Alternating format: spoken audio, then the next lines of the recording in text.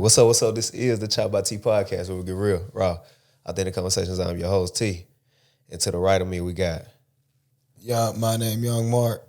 We got Young Mark. How you feeling? I'm feeling great, man. I'm feeling really good. We was talking a little bit off camera. You was telling me that originally you're from Detroit. Yeah. Yeah. You born and raised? I was in Detroit until about 13, 14.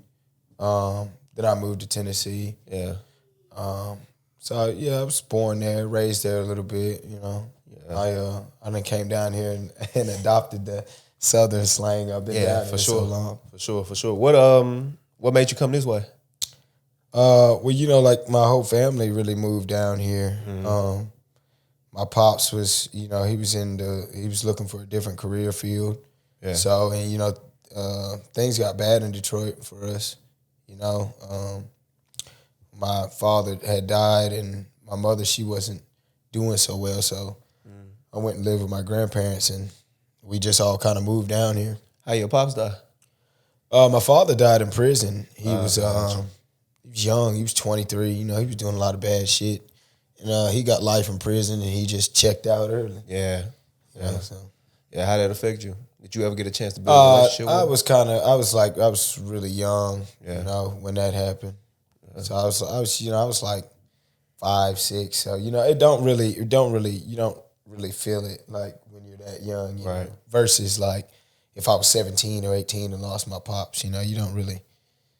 So it was just like, at the time, it was just like another thing. It was like, I didn't understand what was going on. Right. So. Because in a sense, you never really got a chance to build a relationship with him in that way, right? No. But I understood my pops, though. Right. Like, he would take me everywhere with him, when I was younger. Mm. But I didn't understand the lifestyle that my pops was living. Yeah. My pops was living a fucked up lifestyle. He was a typical street nigga. Yeah. Detroit in the 90s was fucked up, Detroit now. Yeah, Detroit now is fucked up. Yeah, in certain areas, Yeah. I mean, you said something. You said that you understood his life. Like, that's something that a lot of people really can't associate with when it comes to, like, street dudes or street niggas or whatever you want to call them. Like, people can't understand, like, understanding that life and understanding, like, the path that he went. Right. When did you get to that point? Because I know initially you didn't understand that, right? No, yeah, well, like when I was younger, last time I seen my dad, he was strapped to a pole, and I just heard he got life in prison. Yeah. I knew I'd never see him again after that. So at the time, I didn't understand what was going on. Right. I was just a kid. But like as I got older and hearing the way my grandpa would talk about him, I kind of understood his life. He's typical. He's young. He's in a. I don't want to say he's in a. He's a so quote unquote a street nigga. He's just in that type of environment. He's in, a poverty stricken environment. Right. Individuals that get placed in a poverty stricken environment end up doing and taking a lot of risks to get out of that poverty stricken environment. That's a fact. So. Yeah. So, all right. You said, but you did say your father wanted to move. Is that the same father? Or you had a stepfather? Did you have? No. Well, when I say. That's my father's dad, so my grandpa. I had you. So you call him father too. Yeah, because you got to think this man raised me from 6, 7 years old. This man that you see today, the hard work, the consistency, all that belongs to my grandpa. That he's the product of that. That was my hero looking up. Because it's not easy, and it wasn't just me, Me, my cousins, my brothers, we all grew up without a father, and that all that responsibility was placed on my grandpa. Yeah. And on top of raising his kids, so it's basically like 17 of us. Yeah. It don't take no easy man to do it. A lot of men, and I'm gonna just be honest, a lot of men typically run from responsibility. A lot of fathers run from responsibility. Fatherhood scares a lot of fathers. It scared me. Yeah. But. Let's tap into that too, because I'm a dad too, right? Yeah. Like, I said this when I first had my son. It was like probably like year 2. Mm-hmm. Like I was sitting back, I was just looking at him. He was crying and shit, right? Yeah. I said, I kind of see why my dad left. I'm gonna be honest with you. Like I kind of feel why he got the fuck up out of here. And then not only that, I'm not saying all women, but sometimes the mother plays a big role in it, man. Some of these mothers can be really difficult. Just because I walked out of your life doesn't mean I walked out of the child's life. Just because me and you didn't work don't mean I'm not going to be there for the child. You shouldn't be making things difficult because I'm not here for you anymore, but I'm still here for the child, you know? Yeah. Yeah. No, you would think though. You would think it would be that simple, right? And you would think so. These women, you got a crazy mind. Yeah, I just say that. Yeah. I think it's rooted in like, I think sometimes when we fuck up listen, this is where I'm at with it right now, right? I just feel like us as men, right? If we want to be in a quote unquote healthy relationship, it's almost like we gotta be miserable in a sense, or like upset or fucked up, or like when I say miserable, let me be specific, right? Like hide our emotions or hide the way we feel, or when you fucked up, I can't say it. So I gotta like bury that and be miserable. And that's what I said, man. This world is full of a lot of broken men, you know? A lot of men that put their feelings on the back burner and put it up just to comfort somebody else. Because I don't want to put my pain on you. I don't want you to know what I'm feeling right now. You tripping over the dishes not being washed. This type of shit I'm thinking about to blow your head wide open. Right. You know, you can't. And I recognize that as I grew up in life. People got different paths in life. You know, the stuff that you're harboring ain't the same stuff that I'm harboring. You know, the stuff that you thinking is deep to you is nothing to me. Yeah. You know, I done been through 10 times that, but me as a good person, I don't want to put that off onto you. Yeah. You know, I don't like to let people harbor my pain or harbor my feelings, anything like that. Yeah. And that's the life of a man, so to say, you know? Yeah. Because the man is supposed to be the provider, the comforter, the security. So if I'm doing all this and putting my pain on you, that's not bringing you security. That's not bringing you comfort. You don't, you know? So. What do you think the solution is for us? Communication. Yeah. Communication. I feel like as a man that is closed off, you need a woman that you feel like you can be vulnerable with, that you feel like you can communicate these things with and not be judged about it, be comfortable with it. And y'all are in the same headspace. Yeah.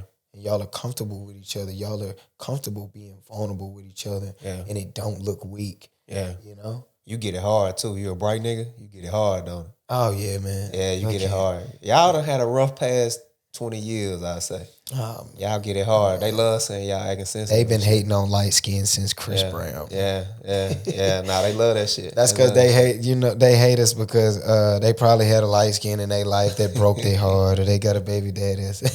Nah, for sure.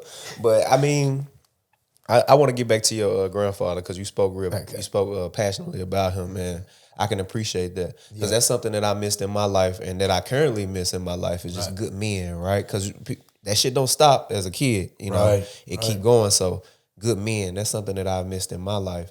With your grandfather, if you had to tell me, like, what does he mean to you? If I could explain my grandfather is the strongest man that I've ever seen in my life. Yeah. Ever. And probably in this life and the next life. I watched this man raise his own kids and his grandkids, you know, because you know, he had 6 daughters. None of their men were around for the kids. None of them, you know. They were all in jail or they just didn't have nothing to do with their kids. Yeah. Then on top of, he lost his son, he lost his wife. He was married to my grandmother for 40 years. Yeah. And he still held it together after all. And then, you know, like, his work ethic too.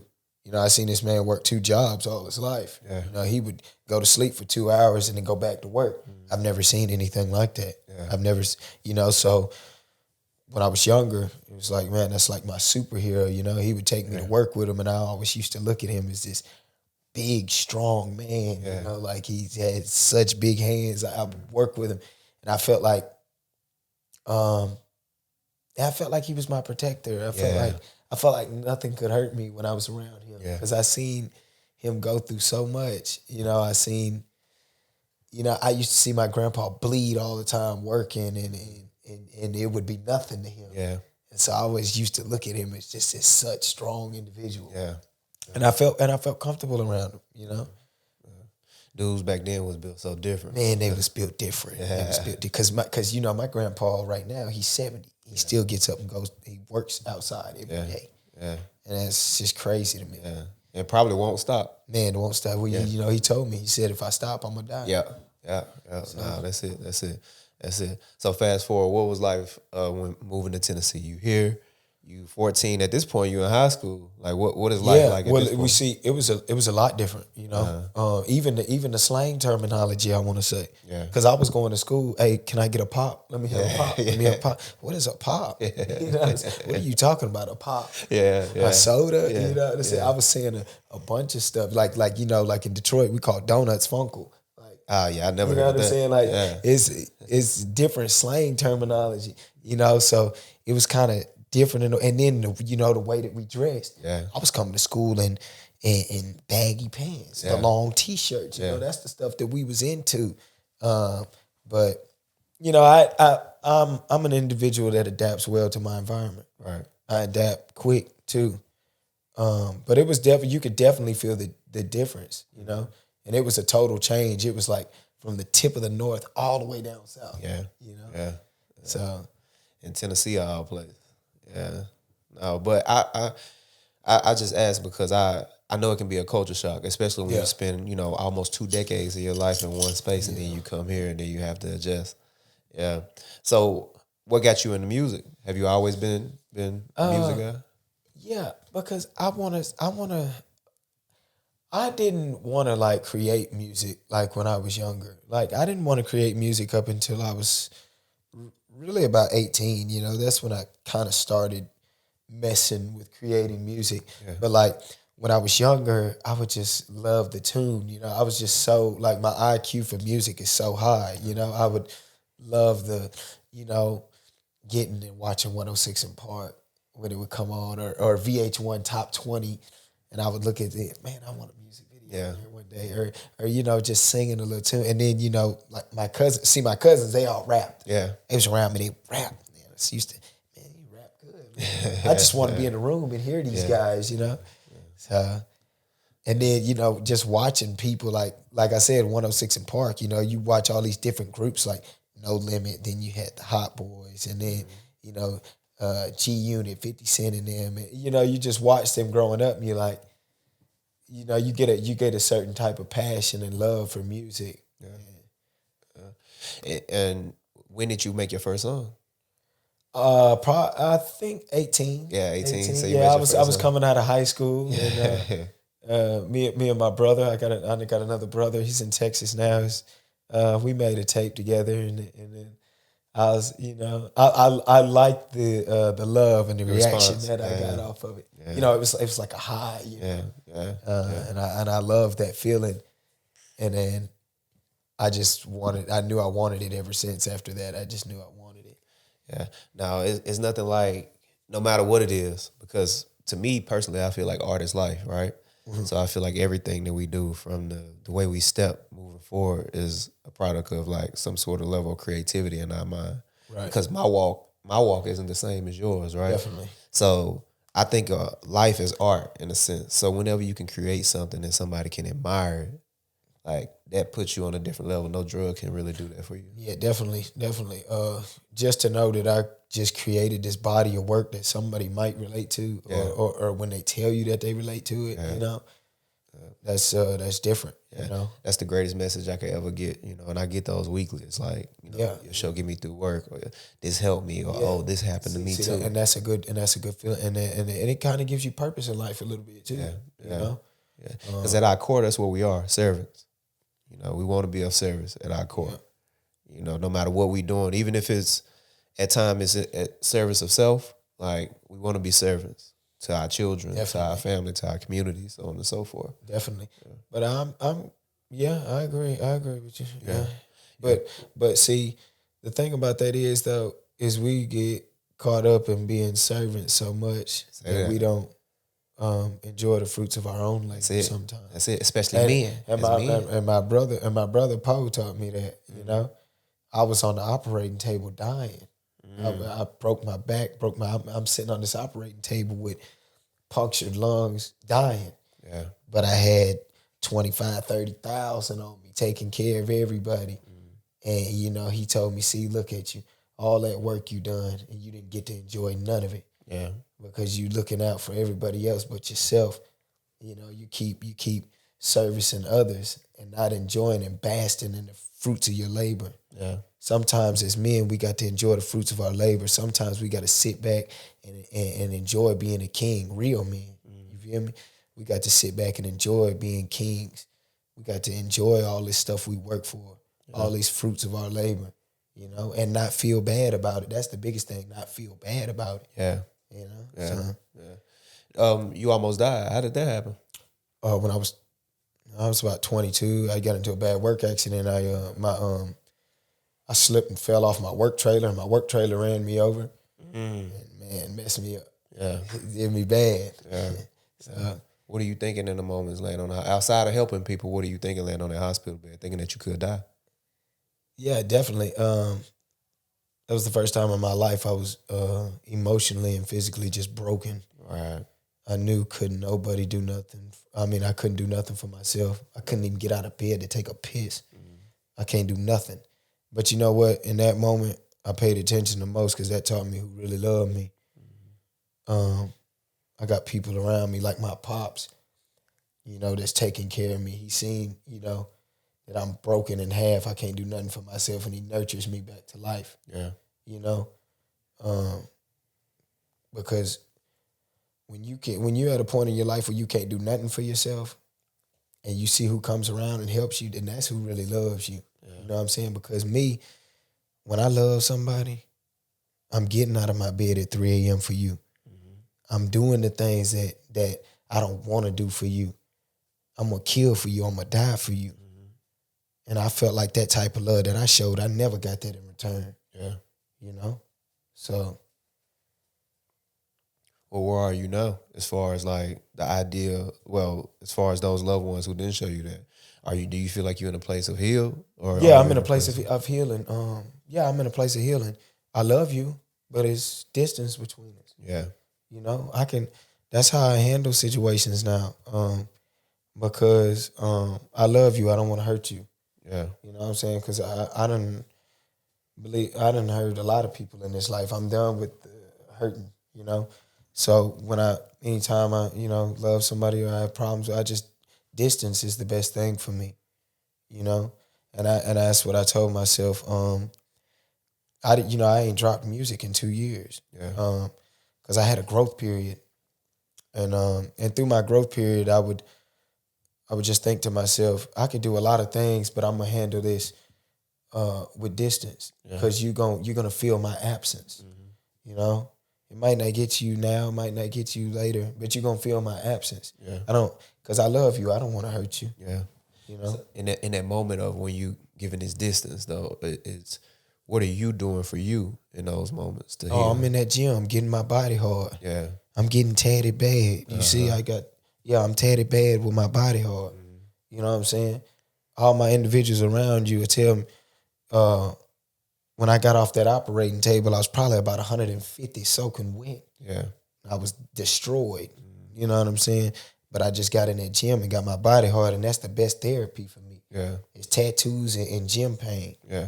Cause that's just me right here. That's me handling this pain. Ain't nobody else can get me through this but me. You know? So and a lot of when you create those moments, when you do that, you win the day in a sense. Yeah, I love it. It's a natural high. I'm high off myself a lot. Yeah. Even when I put a jacket on or I put a nice fitted shirt on, I look at myself and I get high off myself. Not on no cocky or confident shit. I love me. I love how far I came. I love what I did for me. Yeah. I love the obstacles and accomplishments that I made for me. Yeah. And nobody else can take credit for this. Can't nobody say I did that for him. I built him up that way. He's that way because of me. Yeah. And I did this for myself. Yeah. And I built myself up hard. And I can't and I can't let it be destroyed by reacting. You know what I'm saying? Being quick to flash out. Yeah. That's why I just distance myself and let people feel my absence. So.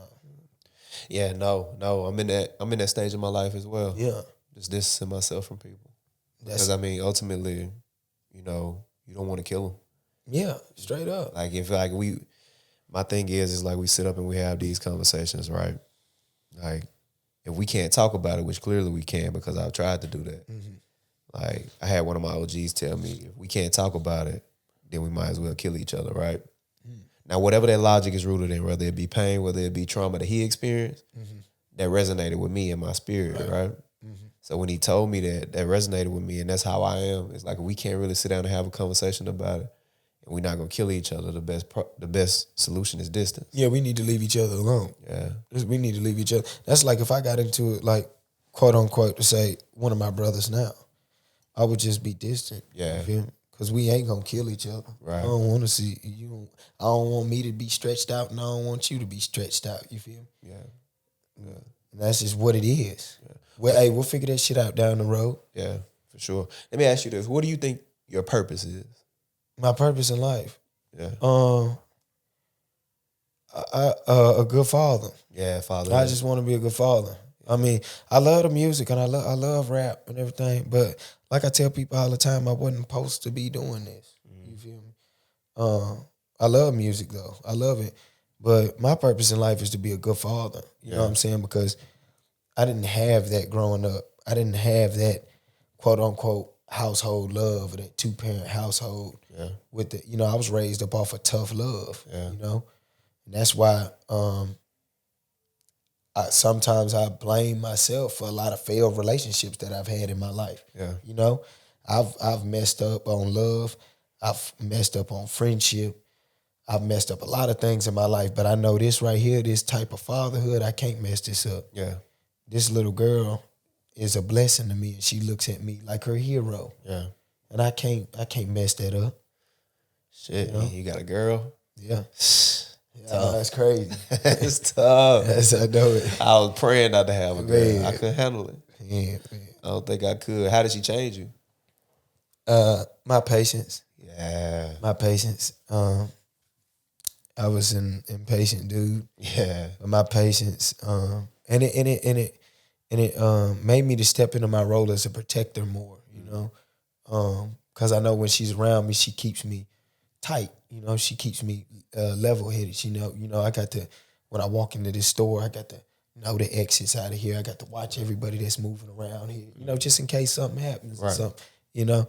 And so she kind of keeps me tight, you know, when she's around, you know. Yeah. Yeah. So. Ain't that crazy that's crazy how life works, right? It's like, you know, it's never, if you ask God in a moment for something like love, health, whatever the case may be, he won't give it to you. He'll place something in your life. I'm a firm believer in that, you know, because when I get up every morning, I say my prayer.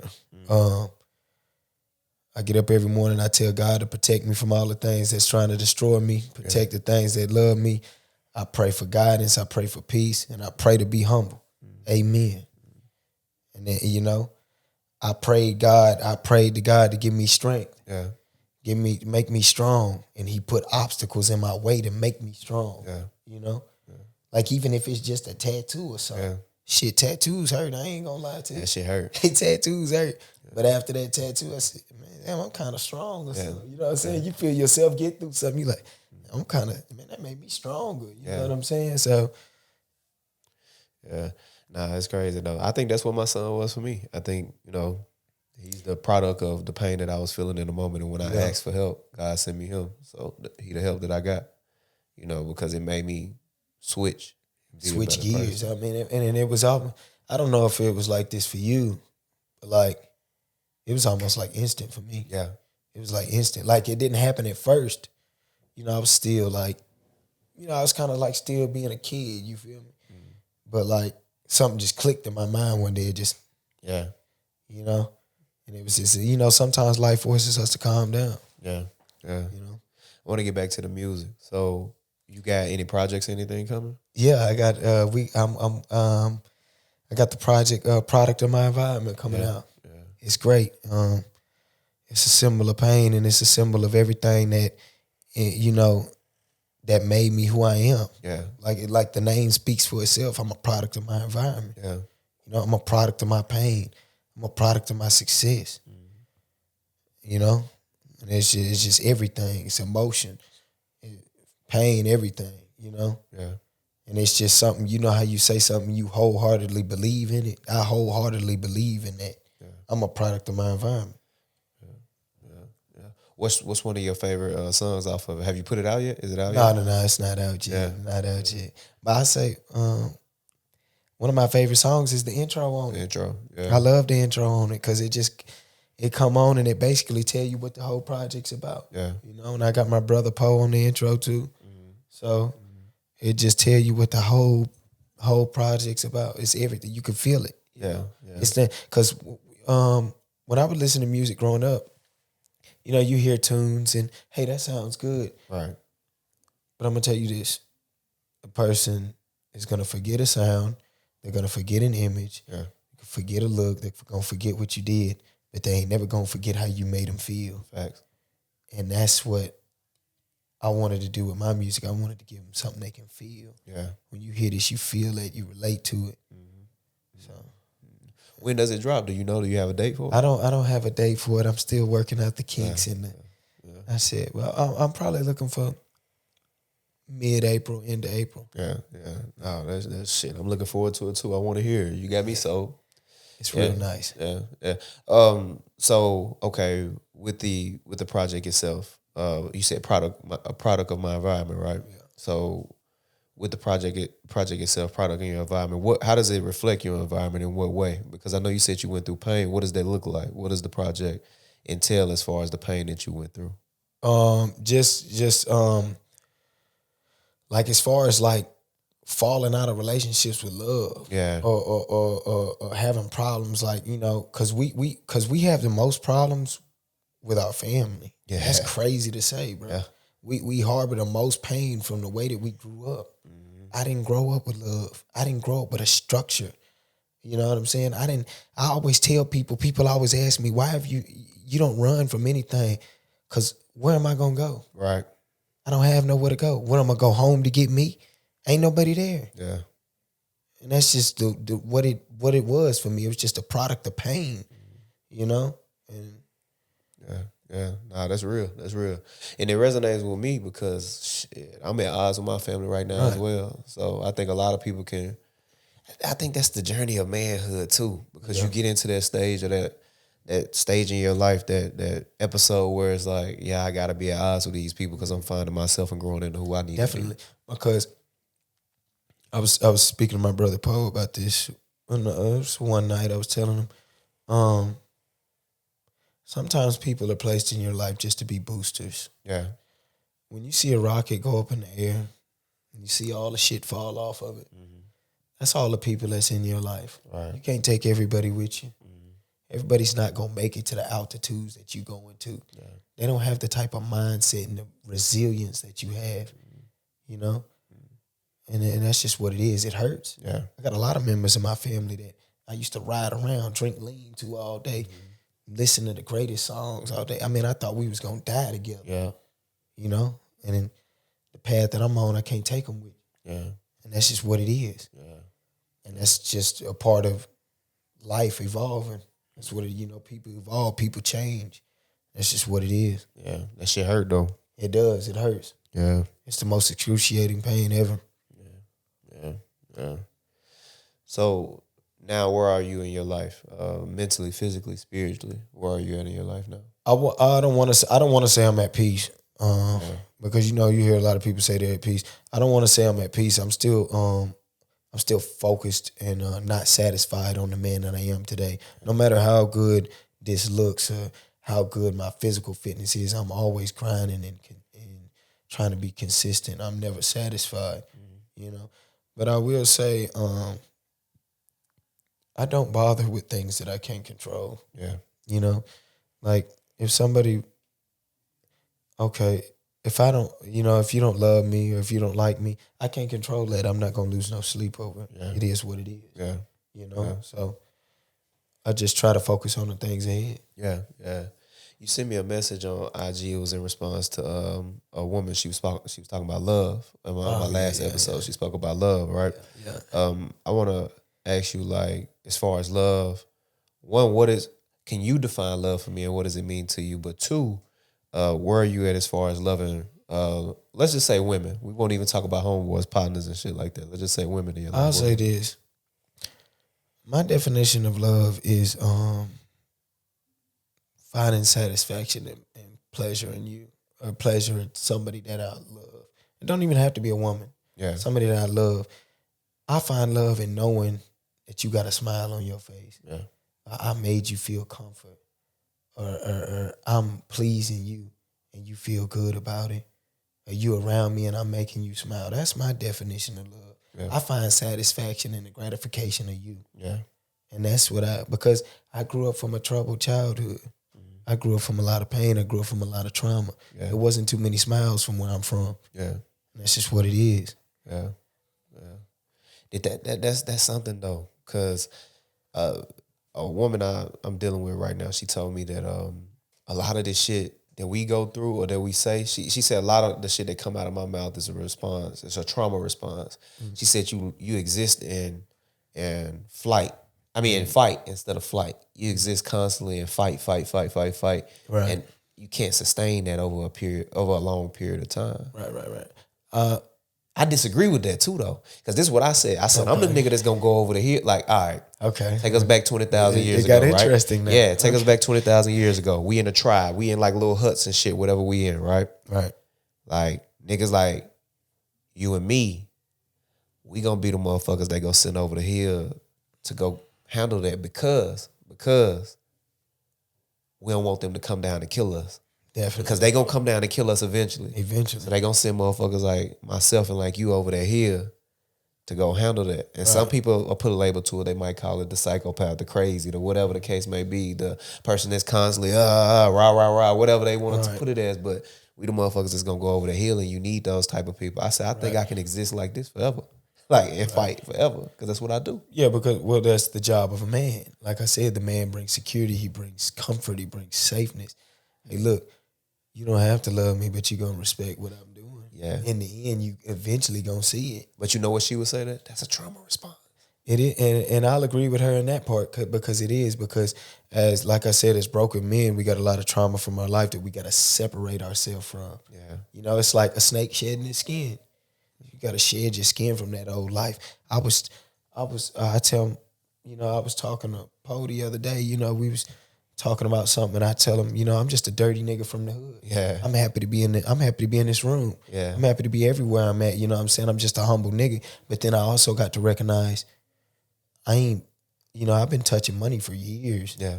I've been living this lifestyle I'm living for years. Mm-hmm. I shedded my old skin years ago. There's no reason for me to act like the way I should acted years ago. Yeah. I've been eating good now, you know? Yeah. And so as men, we have a hard time separating from our past lives. Yeah. That's what it is. Like, you know what I'm saying? Hey, bitch, break your heart. Bitch, I'm broken forever. I don't trust none of you. Yeah. That's just one time. You know what I'm saying? 12. But at the end of the day, you got to learn to let that go. You got to learn to, hey, and it's just like, you're going to find love again. And hey, if you mess me over, you mess me over. That's just what it is, because you know why? My intentions was pure. Everything that I brought around was genuine. My intentions for you was genuine. The love for you I had was real. And if you walk away from that, I'm cool with that. Yeah. I'm cool with knowing I kept it the band. Yeah. And that's what it is. Yeah. You mentioned Poe a lot just now, even as we sit down and we speak with each other. You mentioned him a lot. Can you tell like the people listening who he is? Or who he is, one, but what he means to you as well? Poe is... And he right over here, by the way. Yeah, Poe is a... Come say what up to the camera. Get in the camera. He right over here. Get in the camera and show him. He going to be on next week. We're going to get him locked in. I would say Poe reminds me of a brother I had from the past. He's an exciting individual, and he's a really turned-up individual. But the thing about Poe is he's very resilient, and he adapts to his environment so quick. Yeah. I've noticed this about him. I feel like we're almost the same person as far as struggles and as far as how we made our step in this world. we are men that don't get satisfied, and we are men that love to win, and we won't stop winning when we win. Yeah. If you know what I mean. And he reminds me of a lot of a brother I had, you know, my brother that was murdered. And you know, it's like we almost grew up together, you know. Yeah.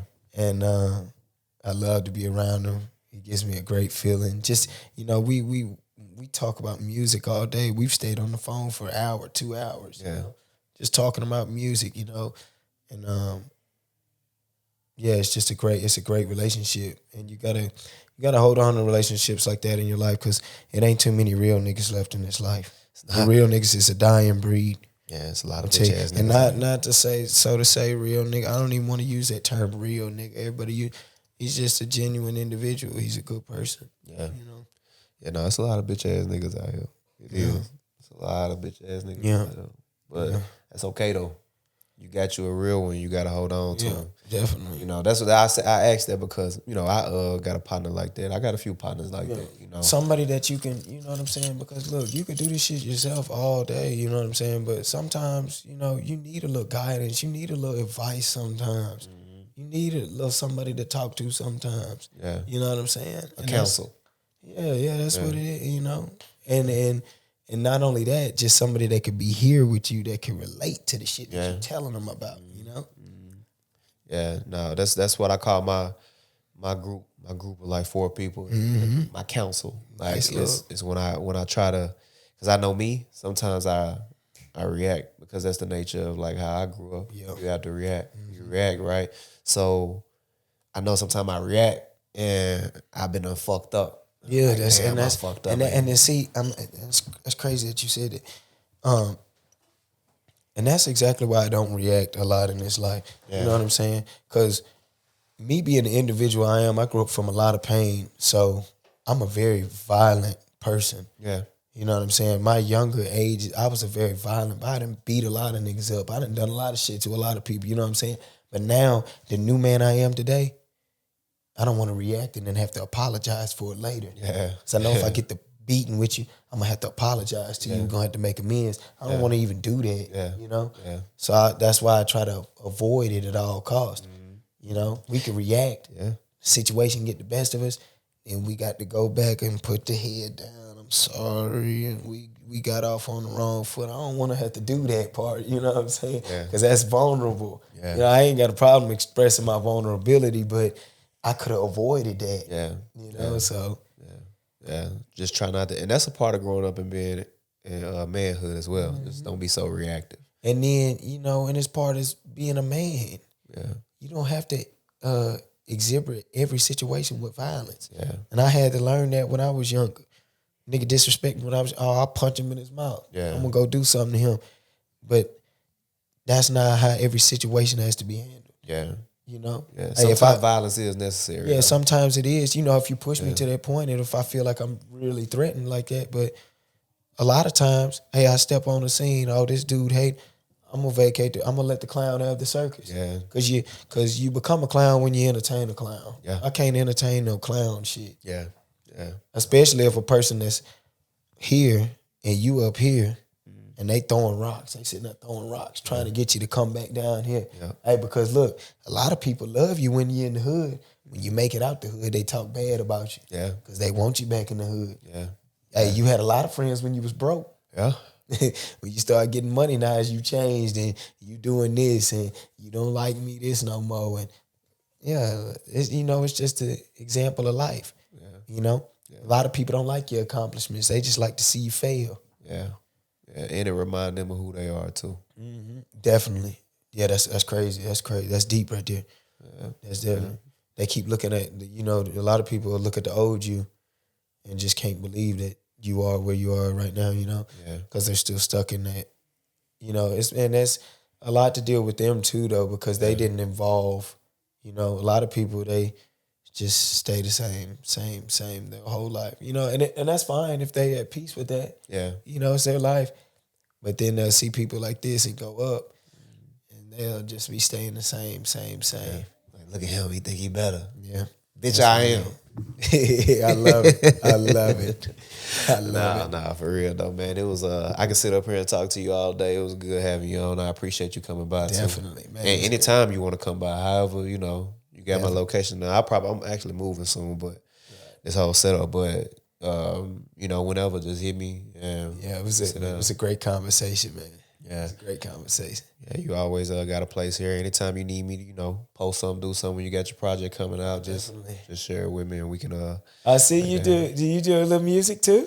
Nah, I write books. These are my books. Here. Yeah. Books. Okay, you got to give me a copy. Yeah, I got a couple of them down there. I give you them. To Be Human, and I just wrote this one recently. Oh, that's dope. Yeah, that's I write dope. books. Yeah. That's dope. So is that something like, okay, so like, what are you passionate about? Like, is that something that you love to do? You love to write? Like, yeah, for sure. I'm actually working with one of my partners now out of one of my frat brothers out of Columbia. We working on maybe me writing a script. I wrote a book called Infidelity. Right, and I want to turn it into a script, so we may try to do it. That'd be good because as a man, that's something that we deal with a lot. Yeah, you know what I'm saying. Somebody committed a lot. Well, because that's the dominance in a man. Yeah, I tell them all the time. You look at lions, look at gorillas, tiger. When you see these animals move in the jungle, you see 5 or 4 different women behind them, and he's messing with all of them. That's the dominance of a man, you know? It happens in all societies and all cultures. That's just, you know, men are just dominant characters. Yeah. I'm glad you said it. Maybe my baby mama see this and understand, like, I need to fuck multiple people. Striving for poly relationships all 2024. Facts. But yeah, Mark, man, I appreciate you coming on, man. Listen, it's an honor, it's a pleasure, it's a privilege. Yeah, keep grinding, bro. I really want to see you make it for real. No bullshit. I know that's a lot of cliche. I don't even say that to niggas. Right? Really. No. I'm gonna tell you what I get out of you, bro. Okay, I get this just off of base of what you said about the baby mama shit. I get this sense of realness about you. You know what I'm saying? You don't put a cape on for certain people. You don't change in certain type of environments. You know, and it's great to be yourself. Keep being authentic, man. I appreciate it's great, you know what I'm saying? Because people are going, you know, real niggas is going to look at that and gravitate towards it. You know what I'm saying? Oh, man, he keeping it real. Yeah. That's just what it is. Yeah. No, I appreciate that. Yeah. Listen, if you're watching right now, make sure you like, comment, and subscribe. Make sure you go get the merch. You can find it at www.ChoppedByTpodcast.com. Listen, we got Mark in the building, young Mark. Again, I appreciate you coming on. It was an honor and a privilege. Listen, this is the ChoppedByT podcast where we get real, raw, authentic conversations. Until next time.